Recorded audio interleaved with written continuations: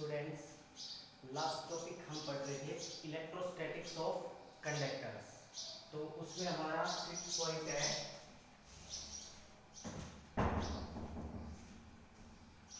उसमें हमारा 5th point था electric field at the surface of a charge conductor is E is equal to sigma by epsilon not n cap. अब देखो, इसने कहा है कि जो हमारे पास कोई भी सरफेस है किसी भी चार्ज ऑब्जेक्ट का, उसका जो इलेक्ट्रिक फील्ड होगा वो सरफेस पे sigma by epsilon not into n cap होता है। ठीक है, अब इसको प्रूव करते हैं। सपोज हमारे पास कोई भी ऑब्जेक्ट है, ठीक है, लाइक दिस। ये हमारे पास क्या है? ऑब्जेक्ट है।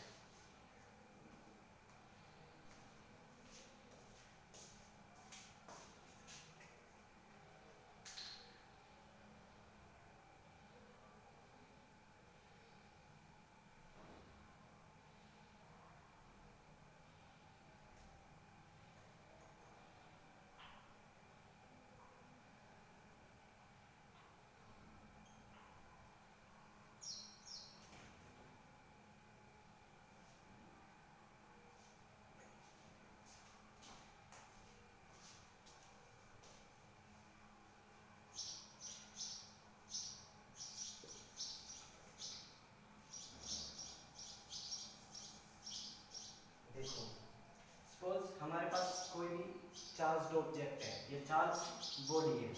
अब देखते हैं, जैसे हमें इलेक्ट्रिक फील्ड निकालना है इस पॉइंट पे, सरफेस के इस पॉइंट पे, तो हम क्या करते थे? इलेक्ट्रिक फील्ड निकालने के लिए हम गॉस थ्योरम का यूज करते थे। और गॉस थ्योरम क्या कहती है? E dot ds is equal to q by epsilon not. This is Gauss theorem. जो फ्लक्स होता है वो क्या होता है? Q by epsilon not. तो यहाँ से हम इलेक्ट्रिक फील्ड निकालते थे। तो अब देखो, हमें इस पॉइंट पे इलेक्ट्रिक फील्ड निकालना है, कितना होगा? ये चार्ज ऑब्जेक्ट है, ओके। तो इसके लिए पहले हमें इसके ऊपर एक गॉसियन सरफेस ड्रॉ करना पड़ेगा। ओके, कर लो, जो इसको पूरे तरीके से कवर कर लेगा। सपोज मैं एक सिलेंड्रिकल गॉसियन सरफेस ड्रॉ करता हूँ। अभी सिलेंडर ने इसको पूरी तरह कवर कर लिया, ओके। अब ये जो चार्ज लाइन होगी, इलेक्ट्रिक फील्ड की डायरेक्शन कहाँ होती है? अब देखो, कोई भी चार्ज ऑब्जेक्ट होती है, कोई भी सरफेस होता है चार्ज ऑब्जेक्ट का, जो इलेक्ट्रिक फील्ड लाइंस होती है वो क्या होती है? Perpendicular to the object. तो ये इलेक्ट्रिक फील्ड किस तरफ होगा? इसका परपेंडिकुलर टू द ऑब्जेक्ट। तो इलेक्ट्रिक फील्ड की डायरेक्शन ये होगी, this is direction of electric field. ऐसे ही अब इसका हम देखेंगे एरिया वेक्टर। एरिया वेक्टर की डायरेक्शन क्या है? देखो, एरिया वेक्टर होता है वो ऑलवेज किसी भी ऑब्जेक्ट के परपेंडिकुलर होता है। अब एरिया वेक्टर भी इसके परपेंडिकुलर है, तो एरिया वेक्टर की भी डायरेक्शन यही होगी, दैट इज एन कैप। ठीक है, अब हमें सिर्फ ये लॉ अप्लाई करना है। E डॉट ds, एरिया ले लिया हमने, जैसे ये सिलेंड्रिकल मानना है हमें, तो सिलेंडर का एरिया पुट कर देंगे। अब देखो, यहां जाओ, E डॉट ds क्या होगा? Epsilon not. ये हमारे पास है। अब देखो, निकालना इलेक्ट्रिक फील्ड है, ठीक है। अब देखो, इनका जो डॉट प्रोडक्ट है एरिया वेक्टर का और इसका इलेक्ट्रिक फील्ड वेक्टर का, वो क्या है? इनके बीच में एंगल क्या बन रहा है? 0 डिग्री। तो cos 0 क्या होता है? cos 0 is 1। तो यहाँ पर E डॉट ds को हटा देंगे तो E ds आ जाएगा ओनली, इज इक्वल टू क्या बाई एप्सिलॉन नॉट। हो गया। अब देखो, जब भी हम सरफेस की बात करते हैं, वहां पर जो चार्जेस होते हैं उनको हम सरफेस चार्ज डेंसिटी की टर्म में कैसे लिखते थे? कि भाई जो टोटल चार्ज है क्यू, वो कितना होता था? सरफेस चार्ज डेंसिटी, जो कि क्या होती थी? Sigma into area, surface area, वो क्या है? ds। ठीक है, तो क्यू की जगह हम ये वैल्यू पुट करेंगे, तो क्यू की जगह वैल्यू पुट कीजिए, E ds is equal to q की जगह sigma into ds by epsilon not. अब देखो, यहाँ ds से ds कैंसिल हो गया, तो E क्या आ गया? E is equal to sigma by epsilon not. और एन कैप क्या है, डायरेक्शन ऑफ एरिया वेक्टर, ठीक है, क्योंकि दोनों की डायरेक्शन सेम है तो आप आर कैप ले लो या एन कैप ले लो, कोई फर्क नहीं पड़ता। ओके, तो ये इलेक्ट्रिक फील्ड प्रूव हो गया यहाँ से कि जो इलेक्ट्रिक फील्ड होता है वो चार्ज ऑब्जेक्ट कोई भी हो उसकी जो सरफेस पे जो इलेक्ट्रिक फील्ड होगा वो कितना होगा, E is equal to sigma by epsilon not, ठीक है, तो ये प्रूव हो चुका है यहाँ से। अब नेक्स्ट पॉइंट है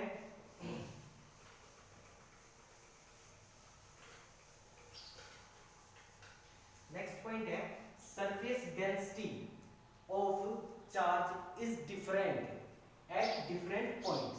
अब देखो अपने पास कोई भी ऑब्जेक्ट है, सपोज दिस इज ऑब्जेक्ट, ठीक है, अब ये कह रहा है कि इसके ना डिफरेंट पॉइंट पे डिफरेंट सरफेस चार्ज डेंसिटी है, मींस कि सपोज किया हमने यहाँ पर इसके पॉजिटिव चार्ज डेंसिटी, यहाँ पर पॉजिटिव चार्जेस है, ओके, और हमने यहाँ मान लिया यहाँ इसके नेगेटिव चार्जेस है, तो अब देखो यहाँ जो चार्ज डेंसिटी होगी वो क्या होगी, प्लस सिग्मा, और यहाँ जो चार्ज डेंसिटी क्या होगी वो क्या होगी, माइनस सिग्मा। तो जो चार्ज डेंसिटी होती है वो हर जगह क्या होगी, डिफरेंट होगी, इस सरफेस पे हर जगह चार्ज डेंसिटी डिफरेंट होगी, कहीं चार्जेस प्लस की डेंसिटी ज्यादा हो जाएगी जहाँ चार्जेस एक दूसरे के ज्यादा नजदीक है, और जहाँ दूर दूर है वहाँ चार्ज डेंसिटी कम हो जाएगी। ये तो थी पॉजिटिव और नेगेटिव, ये भी तो डिफरेंट है ना, पॉजिटिव और नेगेटिव, ठीक है, और कहीं पे ज्यादा चार्जेस हो जाए वहाँ ज्यादा डेंसिटी हो जाएगी, जहाँ कम चार्जेस होंगे वहाँ कम डेंसिटी हो जाएगी, ठीक है, ओके। अब हमारा नेक्स्ट टॉपिक है important topic, electrostatic shielding.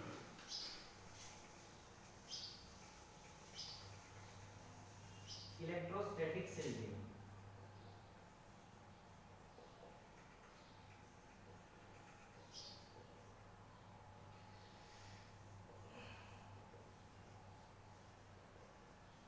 Electrostatic shielding. अब देखो इलेक्ट्रोस्टैटिक शील्डिंग होता क्या है, देखो मेनली शील्डिंग होता क्या है, किसी भी चीज को हम शील्ड करते हैं यानी प्रोटेक्ट करते हैं किसी अदर थिंग से, ठीक है, किसी भी चीज को शील्ड कर देना, किसी दूसरी चीज से उसको बचाना, ठीक है, ऐसे ही इलेक्ट्रोस्टैटिक शील्डिंग क्या होगी, अगर किसी भी ऑब्जेक्ट को हम इलेक्ट्रिक फील्ड से सेफ रख पाएंगे उसको क्या बोलते हैं, इलेक्ट्रोस्टैटिक शील्डिंग। अब क्या हो गया ये क्या हो गया, phenomena of protecting an object from electric field, electric field से किसी भी ऑब्जेक्ट को बचाना क्या बोला जाएगा, इलेक्ट्रोस्टैटिक शील्डिंग। तो ये है electrostatic shielding is the phenomena of protecting a certain region of space from external electric field, ठीक है, लिख सकते हो electrostatic shielding is the phenomenon of protecting a region, कोई भी रीजन हो सकता है, फ्रॉम इलेक्ट्रिक फील्ड, ठीक है, किसी भी रीजन को इलेक्ट्रिक फील्ड से बचाना क्या बोला जाएगा, इलेक्ट्रोस्टैटिक शील्डिंग, मतलब उसको हमने शील्ड कर दिया, अब जो इलेक्ट्रिक फील्ड है उसके ऊपर कोई इफेक्ट नहीं डाल पाएगा। चलो अब इसको देखते हैं कि इलेक्ट्रोस्टैटिक शील्डिंग कहाँ देखने को मिलती है। अब देखो, अब इलेक्ट्रोस्टैटिक शील्डिंग का प्रिंसिपल क्या है, कैसे वर्क करती है, देखो सपोज हमारे पास इलेक्ट्रिक फील्ड है, ठीक है, ये नेगेटिव चार्जेस है, ओके, अब ये इलेक्ट्रिक फील्ड की डायरेक्शन क्या है, पॉजिटिव से नेगेटिव, ठीक है, अब इसके अंदर हम कोई भी ऑब्जेक्ट को रखते हैं, कोई कंडक्टिंग मेटल को रखते हैं, किसी को भी, ठीक है, कंडक्टिंग मेटल रखता हूँ, सपोज मैंने एक कंडक्टिंग मेटल रखा, ठीक है, एक बॉक्स रख दिया, ठीक है, इट्स बॉक्स लाइक स्ट्रक्चर, जैसे क्यूबिक बॉक्स होता है ना, ठीक है, अब देखो, अब जैसे ये हमारे पास पॉजिटिव चार्ज है, यहाँ जो इलेक्ट्रिक फील्ड होगा वो किस डायरेक्शन में होगा, पॉजिटिव से नेगेटिव, ये डायरेक्शन होगी, ठीक है, अब देखो ये डायरेक्शन किसकी है, इलेक्ट्रिक फील्ड की, एक्सटर्नल इलेक्ट्रिक फील्ड अप्लाई कर रहे हैं उसकी डायरेक्शन है। अब देखो हमने पढ़ा था कि जो चार्जेस होते हैं अपने जो कंडक्टिंग मेटल्स के चार्जेस होते हैं वो क्या होते हैं, सरफेस पे अरेंज हो जाते हैं सारे, अंदर कोई भी नहीं रहता, सारे कहाँ हो जाते हैं अरेंज, सरफेस पे अरेंज हो जाते हैं। लेकिन हमने पढ़ा था जब भी हम इलेक्ट्रिक फील्ड में किसी भी मेटल को रखते हैं तो क्या करता है मेटल, चार्ज को इंड्यूस करता है। मतलब यहाँ जो पॉजिटिव चार्ज है वो इस सरफेस पे, इस ट्यूब की सरफेस पे क्या करेंगे, नेगेटिव चार्ज को इंड्यूस कर लेंगे। क्योंकि देखो ये कंडक्टिंग मेटल है, इसके अंदर खुद ही चार्जेस है पॉजिटिव और नेगेटिव जो कि रैंडमली मूव कर रहे हैं इधर उधर। अब देखो अगर हम इलेक्ट्रिक फील्ड अप्लाई करते हैं तो ये पॉजिटिव चार्ज क्या करेगा, इसके सारे नेगेटिव चार्ज को इधर अट्रैक्ट कर लेगा, इधर अट्रैक्ट कर लिया। ऐसे ही ये नेगेटिव चार्ज सारे पॉजिटिव चार्ज को किधर अट्रैक्ट करेगा, इधर अट्रैक्ट करेगा। ठीक है, और ये जब तक अट्रैक्ट करते रहेंगे जब तक कि जो हमने एक्सटर्नल इलेक्ट्रिक फील्ड अप्लाई किया है वो इक्वल ना हो जाए जो इसके खुद का इलेक्ट्रिक फील्ड क्रिएट करेगा। अब देखो यहाँ पॉजिटिव चार्ज है, यहाँ नेगेटिव चार्ज है। अब यहाँ जो इलेक्ट्रिक फील्ड की डायरेक्शन होगी वो क्या होगी, इस डायरेक्शन में होगी इलेक्ट्रिक फील्ड, हो गया इस डायरेक्शन में इलेक्ट्रिक फील्ड। अब मींस दो इलेक्ट्रिक फील्ड हो गए, एक तो एक्सटर्नल इलेक्ट्रिक फील्ड और एक इसका खुद का इलेक्ट्रिक फील्ड। अब कहता है कि हम जितना इलेक्ट्रिक फील्ड अप्लाई करेंगे ये जो बॉक्स है उतना ही अपोजिट इलेक्ट्रिक फील्ड इसको देगा। तो मींस जो हमारे पास एक्सटर्नल इलेक्ट्रिक फील्ड है उसने हमने मान लिया ई नॉट, ठीक है, इंटरनल को मान लिया ईपी। अब क्या कह रहा है, जितना एक्सटर्नल लगाओगे उतना इंटरनल क्रिएट हो जाएगा। तो इसका मतलब जो रिजल्टेंट इलेक्ट्रिक फील्ड होगा, एक की डायरेक्शन ये है और दूसरे की डायरेक्शन ये है, तो रिजल्टेंट इलेक्ट्रिक फील्ड क्या होगा, ई नॉट माइनस ईपी इज 0। तो अब देखो इस स्पेस में हमारे पास इलेक्ट्रिक फील्ड क्या आ गया, 0 आ गया। और इलेक्ट्रिक फील्ड 0 आ गया मींस इसका जो अंदर का रीजन है उसको हमने इलेक्ट्रिक फील्ड से बचा लिया। तो इसको क्या कहते हैं, शील्डिंग। ठीक है, ये आपको कहाँ देखने को मिलेगी, अब देखो जैसे मौसम खराब होता है, लाइटिंग होती है, बादल गरजते हैं तब बिजली चमकती है, तो वो जो लाइट होती है वो बादल से क्रिएट होती है, हमारे बादलों से क्रिएट होती है वो लाइट। अब वो क्या करती है, जैसे वो क्रिएट होती है तो जमीन पे आती है। ठीक है, अब जैसे हम किसी कार में बैठे हैं, सपोज हम किसी कार में बैठे हैं,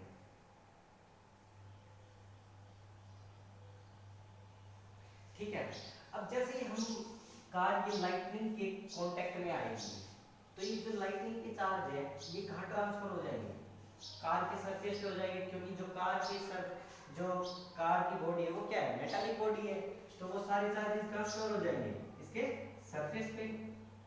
ठीक है, अब ये चार्जेस स्टोर हो गए सरफेस पे, अब सारे चार्जेस सरफेस पे स्टोर हो गए और जो अंदर बैठा है वो बिल्कुल सेफ है क्योंकि सारे चार्जेस कहाँ है, इसके सरफेस पे है। ठीक है, ओके, अब ये सारे चार्जेस सरफेस पे है और जो अंदर बैठा है वो सेफ है। अगर देखो कभी भी आपको ऐसा लगे मौसम खराब हो रहा है, आप किसी कार बस किसी भी व्हीकल में बैठे हो, ठीक है, ओपन व्हीकल को छोड़ के, ठीक है, तो कार में बैठे हो, बस में बैठे हो, अगर उस टाइम आपको अपनी कार या बस नहीं छोड़नी चाहिए। अगर आप किसी कार या बस को छोड़ के किसी पेड़ के नीचे बैठोगे तो वहां ज्यादा चांसेस है कि आपके ऊपर बिजली गिर सकती है। ठीक है, लेकिन यहाँ जो बिजली गिरेगी तो जो सारे चार्जेस हैं वो कहाँ अरेंज हो जाएंगे, इसके सरफेस पे अरेंज हो जाएंगे और जो अंदर बैठा है वो बिल्कुल सेफ है। अंदर क्या हो गया, इलेक्ट्रिक फील्ड 0। ठीक है, तो इसको कहते हैं इलेक्ट्रोस्टैटिक शील्डिंग। किसी भी चीज को इलेक्ट्रिक फील्ड से बचाना, प्रोटेक्ट करना, उसको क्या बोलेंगे, इलेक्ट्रोस्टैटिक शील्डिंग। ठीक है,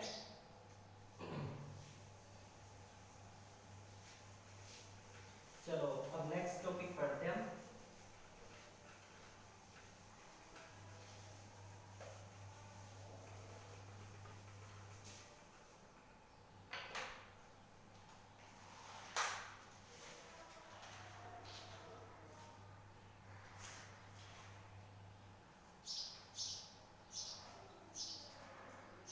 next topic is electrical capacitance. क्या है, इलेक्ट्रिकल कैपेसिटेंस।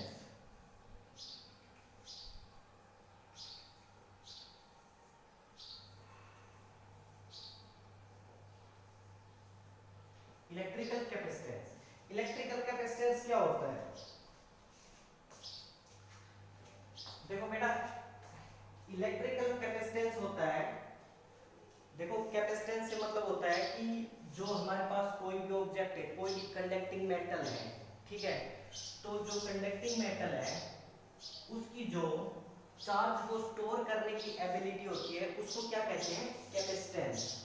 अब ये कितना चार्ज को स्टोर कर सकती है? सपोज इसने चार्ज स्टोर कर लिए, तो अब ये जो चार्ज, जितनी इसकी चार्ज को स्टोर करने की कैपेसिटी है, एबिलिटी है, उसको क्या कहते हैं? कैपेसिटेंस उस ऑब्जेक्ट का, ठीक है। अब देखो तो इसको कैसे डिफाइन करेंगे? Electrical capacitance of a conductor is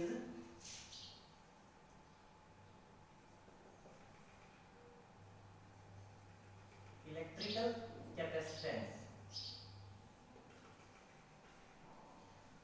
of a conductor is related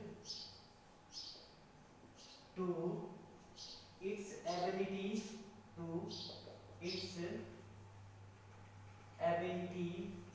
to store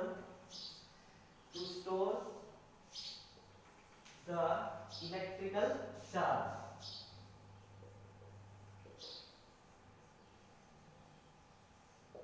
ठीक है। अब इलेक्ट्रिकल कैपेसिटेंस किसको कहेंगे?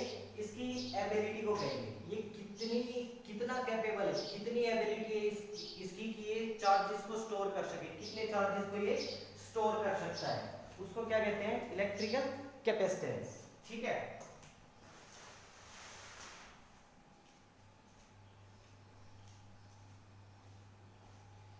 इलेक्ट्रिकल कैपेसिटेंस, अब देखते हैं, अब जो ये इलेक्ट्रिकल कैपेसिटेंस है, ठीक है, ये तो हमें पता चल गया जो ऑब्जेक्ट जितना चार्ज को स्टोर कर सकती है, जितने ज्यादा चार्जेस को स्टोर कर सकती है उसका कैपेसिटेंस उतना ही ज्यादा है।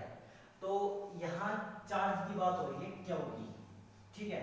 अब जैसे मैंने इस ऑब्जेक्ट को चार्जेस दिए, मैंने इसको चार्ज देना शुरू किया, प्लस प्लस प्लस प्लस, ये स्टोर करते जा रही है। अब देखो ये जो चार्जेस स्टोर करते जा रही है, तो इसमें एक और चीज है जो कि है पोटेंशियल। अभी पोटेंशियल क्या होता था? पोटेंशियल किसके साथ वेरी करता था? देखो जितने ज्यादा हम चार्जेस को स्टोर करते जाएंगे पोटेंशियल भी उतना ही ज्यादा होगा। हमने पढ़ा है पोटेंशियल को, क्या पढ़ा है? क्या था? 1/4 पाई epsilon not Q by R, that is potential. जैसे ही हम चार्जेस को बढ़ाएंगे तो पोटेंशियल भी बढ़ना स्टार्ट हो जाएगा। तो यहाँ हम जैसे ही चार्जेस को बढ़ा रहे हैं, ठीक है, क्यों बढ़ा रहे हैं, तो जो क्यों बढ़ा रहे हैं तो इसके साथ साथ कौन सी चीज बढ़ रही है? वोल्टेज, यानी पोटेंशियल बढ़ रहा है इसका, पोटेंशियल बढ़ रहा है इसका। अब देखो इसके जो डायरेक्टली प्रोपोर्शनल का जो साइन है, इसको एलिमिनेट करने के लिए हम एक कांस्टेंट ऐड करेंगे जिसको बोलेंगे C is equal to C into V. That C is called capacitance. क्या है ये? कैपेसिटेंस, ठीक है। इस कांस्टेंट को बोलते हैं कैपेसिटेंस, ठीक है। अब C की वैल्यू निकालो, अब C is equal to Q by V, that is capacitance, ठीक है। अब बात करते हैं हम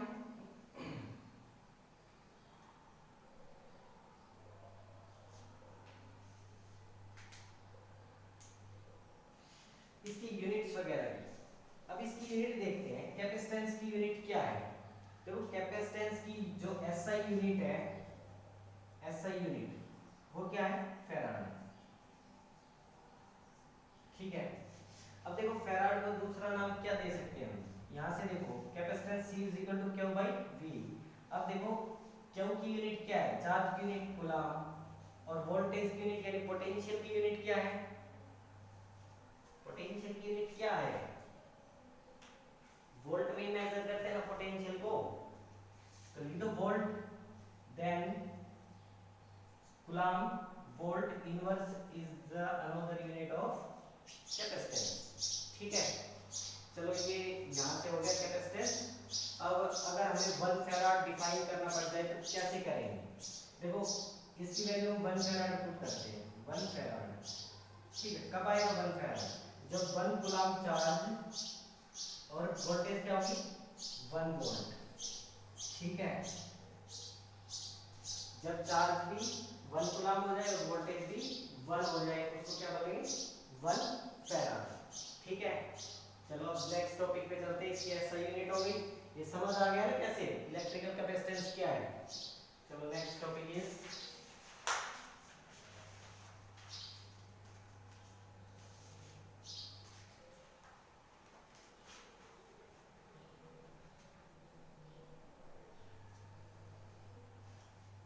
अच्छा, इसकी कुछ स्मॉलर यूनिट्स भी है। स्मॉलर यूनिट्स लाइक जैसे फैराड तो इसकी बड़ी यूनिट है, इससे छोटी यूनिट्स क्या होगी milli farad, micro farad, pico farad, ये क्या है इसकी स्मॉलर यूनिट्स है। ठीक है, ओके नेक्स्ट इज चलो एक न्यूमेरिकल देखते हैं।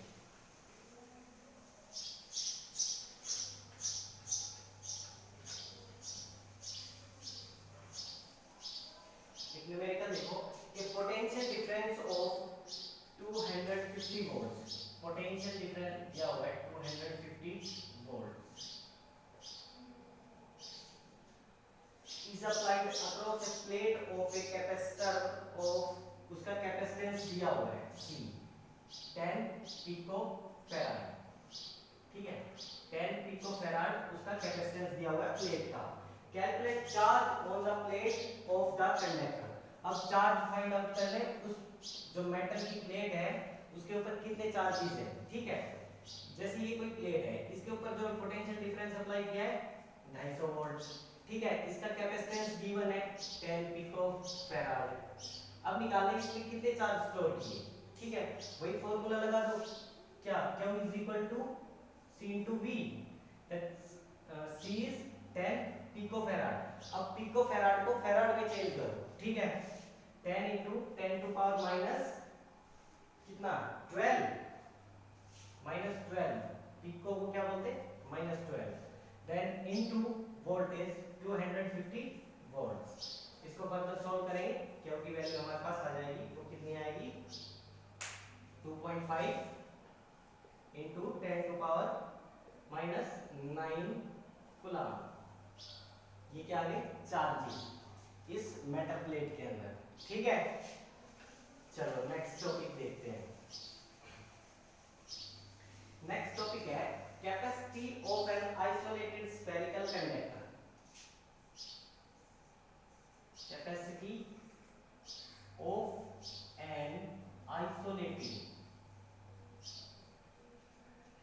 आइसोलेटेड स्फेरिकल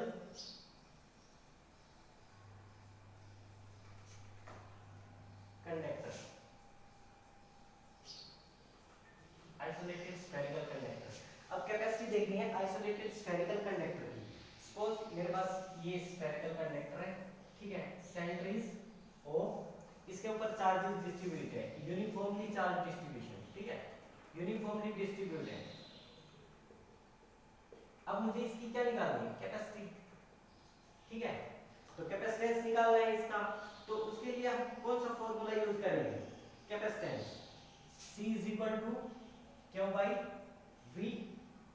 ठीक है, ये क्या है कैपेसिटेंस। अब कैपेसिटेंस के लिए हमें दो चीज चाहिए, एक तो इसके चार्जेस चाहिए हमें, दूसरा इसका पोटेंशियल चाहिए।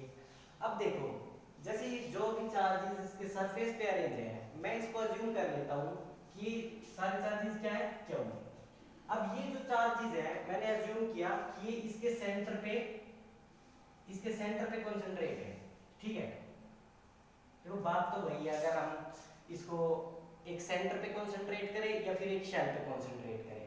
ठीक है, तो मैंने इसको सेंटर पे कंसंट्रेट कर दिया सारे चार्जेस को। ठीक है, तो ये इसकी रेडियस r है। ठीक है, तो पहले हम इसका निकालेंगे पोटेंशियल। तो इसका पोटेंशियल क्या होगा, पोटेंशियल क्या था 1/4 पाई एप्सिलॉन नॉट क्यों चार्जेस है बाय इसकी रेडियस, किस डिस्टेंस पे r डिस्टेंस पे। ठीक है, अब पोटेंशियल निकल गया हमारे पास, तो इसको पुट कर दो C is equal to Q by क्या आ जाएगा क्यू, अब पोटेंशियल की वैल्यू रखेंगे ना यहाँ, तो q 4 pi epsilon not into r ऊपर गया, क्यू से q cancel, so capacity of a spherical conductor is 4 pi epsilon not r. ये क्या है, capacity of an isolated spherical conductor. ठीक है, अब यहां से हम क्लियरली देख पा रहे हैं कि जो कैपेसिटेंस है वो डायरेक्टली प्रोपोर्शनल है किसके, ये क्वांटिटी तो होगी कांस्टेंट, ठीक है, ये तो होगी कांस्टेंट, तो डायरेक्टली प्रोपोर्शनल किसके है, आर के। तो जो कैपेसिटेंस है वो directly proportional to r, means जैसे जैसे हम इसकी रेडियस को इंक्रीज करते जाएंगे इसका कैपेसिटेंस बढ़ता जाएगा। ठीक है, जितनी ज्यादा इसकी लार्ज रेडियस कर देंगे उतना ही ज्यादा इसका कैपेसिटेंस बढ़ जाएगा। बेसिकली क्या होता है कि जो कैपेसिटेंस हम बनाते हैं, कैपेसिटर बनाते हैं, देखो कैपेसिटर जैसे अपने फैन में लगता है, कूलर में लगता है, इलेक्ट्रिक मोटर में लगता है, वो क्या होते हैं, कैपेसिटर होते हैं, उसको हम कंडेंसर भी बोलते हैं। ठीक है, अरे सिलेंड्रिकल शेप का होता है ना कैपेसिटर, ठीक है, जिसमें 2 वायर होती है, हम यूज करते हैं हम इलेक्ट्रिक फैन में, कूलर में और इलेक्ट्रिक मोटर में। ठीक है, तो वो क्या होता है, कैपेसिटर होता है। अब बेसिकली कैपेसिटर में 2 प्लेट्स का यूज होता है, इसमें सिंगल प्लेट है, ठीक है, इसकी जो सेकंड प्लेट है वो हम अज्यूम करते हैं इंफिनिटी पॉइंट पे। ठीक है, तो इसकी जो सेकंड प्लेट है उसको हम इंफिनिटी पॉइंट पे कंसीडर करते हैं। ठीक है,